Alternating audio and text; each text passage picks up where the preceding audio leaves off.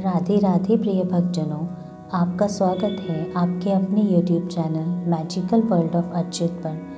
आज हम इस वीडियो में देवी मेखला की कृपा की कथा सुनेंगे। प्राचीन समय में वाराणसी का नाम था मोलनी नगर। ब्रह्मदत्त नाम का राजा वहाँ राज करता था। उसके राज्य में संग नाम का बहुत धनवान ब्राह्मण रहता था। वह धनवान तो था ही, बहुत दानवीर भी था। उसने मोलनी नगर के चारों द्वारों पर 6 दानशालाएं खोल रखी थी। रोज सवेरे दीन दुखियों को दान देकर उनके कष्ट दूर करता था। एक दिन उसने सोचा, यदि इसी प्रकार मैं दान करता रहा तो मेरा सारा धन ही समाप्त हो जाएगा। यह विचार आते ही उसने तय किया कि वह स्वर्ण भूमि जाकर और धन ले आए।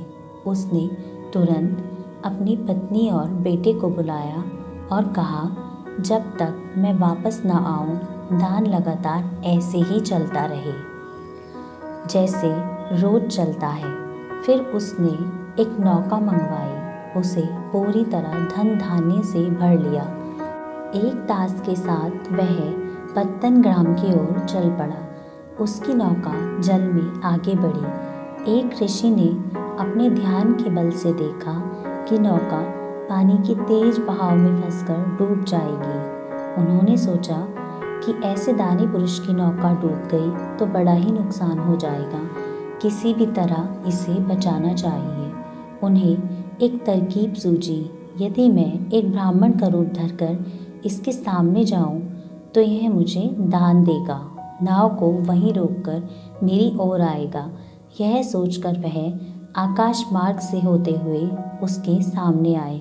दानी संघ ने उन्हें प्रणाम किया, कहा, हे ब्राह्मण देव, कृपा करके थोड़ा मार्ग से हटकर वृक्ष की छाया में आ जाइए। ब्राह्मण के वेश में वह ऋषि वहां पहुंचे। संघ ने जल्दी से अपनी ओढ़ी हुई चादर वहां बिछा दी। उस पर उन्हें बिठाकर सुगंधित जल से उनके पांव धोए।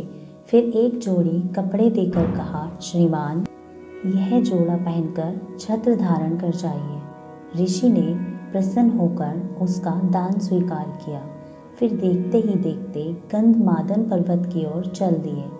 दानी संघ ने भी यह सब देखा और अत्यंत प्रसन्न होकर नौका पर चढ़ा। नौका पर सवार हुए 6 दिन हो गए। 7वें दिन अचानक नौका में एक छेद हो गया। फिर क्या था, धीरे धीरे नौका में पानी भरने लगा। अधिक पानी भरने से नौका डूबने उतराने लगी। नौका में बैठे लोग भयभीत हो गए। अपने अपने देवताओं को याद कर चिल्लाने लगे, हे महादेव, हमारी रक्षा करो, हे विष्णु भगवान, हमें बचाओ। संघ ने सोचा, बचना मुश्किल है, क्यों ना नाव से कूद तैरकर ही नदी पार कर लें। उसने अपने सेवक से कहा, शरीर पर खूब तेल की मालिश करो। बहुत सारा घी शक्कर खाकर हम दोनों पानी में कूद जाते हैं। दोनों ने ऐसा ही किया। समुद्र में कूदकर तैरना आरंभ किया। तैरते तैरते वे दोनों किनारे पर पहुँचे। वहाँ बैठे टकटकी लगाए पानी को देख रहे थे। 7 दिन से बिना खाए पिए थे। तभी समुद्र की देवी मणि मेखला को उन पर दया आई। उन्हें अपना कर्तव्य याद आया। उन्हें तो ईश्वर ने ऐसे सदाचारी एवं धर्मात्मा पुरुषों की रक्षा करने के लिए नियुक्त किया है।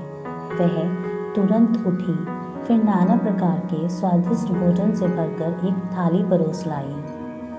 आकाश में खड़ी होकर बोली, हे ब्राह्मण, तू सप्ताह भर से भूखा है, यह दिव्य भोजन कर और तृप्त हो जा।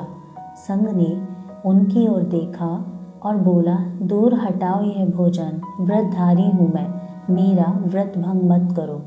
नौकर ने मालिक की आवाज़ सुनी। उसने सोचा, भूख प्यास से बेचैन उसका मालिक शायद अपने आप ही बड़बड़ा रहा है। बोला, आप तो इतने बड़े विद्वान, ज्ञानी ध्यानी हैं, दानवीर, धर्मात्मा हैं, फिर आप ऐसा क्यों कर रहे हैं? यहाँ तो मेरे सिवा और कोई आपकी बात सुनने वाला नहीं है। तब ब्राह्मण बोला, मित्र, मैं मृत्यु से नहीं डरता। यह भी समझ लो कि मेरे साथ बात करने वाला कोई दूसरा भी यहाँ है। कोई स्त्री मुझसे भोजन करने को कह रही है। सेवक बोला, स्वामी, वह ज़रूर कोई दैवी शक्ति है। यदि आप सुखी होना चाहते हैं तो उनसे पूछिए कि वह कोई देवी है या कोई मानुषी। ब्राह्मण को सेवक की बात जच गई। उसने सोचा, पूछकर देखता हूँ, शायद वह हमारी सहायता करने आई है। ब्राह्मण बोला, हे देवी, तुम मुझसे भोजन करने को कह रही हो। भला यह तो बताओ, तुम हो कौन? देवलोक से हो या फिर हमारी तरह संसारी? अपना पूरा परिचय दो। तब देवी ने कहा, मैं देवी मेखला हूँ। समुद्र में रहकर हमेशा अच्छे लोगों की सहायता करती हूँ। संग ने सुनते ही देवी को प्रणाम किया। कहा, देवी, मेरी भूल को क्षमा कर दें। मैंने ऐसा अटपटा सवाल आपसे कर दिया। देवी बोली, उठो पुत्र, मेरी कृपा तुम्हें प्राप्त है। मैं तुम्हारा हित चाहती हूँ। इस समुद्र में हीरे मोती तथा अनेक प्रकार के द्रव्य हैं। तुझे जो चाहिए ले सकता है। मेरा आशीर्वाद तुझ पर है। ब्राह्मण फिर सोच में पड़ गया। वह हैरान भी था कि देवी उस पर इतनी प्रसन्न क्यों है। क्या यह मेरे कर्म फल के कारण मुझे सब कुछ दे रही है या फिर अपने बल और शक्ति के कारण? उसने पूछा, हे देवी, जो कुछ दान, हवन या यज्ञ मैंने किए हैं वह तो आप जानती ही हैं। तो क्या आपकी यह कृपा मेरे कर्म फल के कारण ही है? देवी बोली, हाँ पुत्र, तेरे हर कर्म का हिसाब मेरे पास है। तपती रेत पर चलने वाले, प्यास और भूख से बेहाल हर गरीब को तूने दान दिया था। आज वही दान तेरे लिए कामधेनु बन गया है। वही दान आज सब कामनाओं को पूर्ण करने वाला हो गया। ब्राह्मण ने बार बार मस्तक नवाकर देवी को प्रणाम किया। उनसे प्रार्थना की, अब एक कृपा और कर दे देवी, मेरे लिए एक नाव बनवा दे जो मुझे शीघ्र मोलनी नगर पहुंचा दे।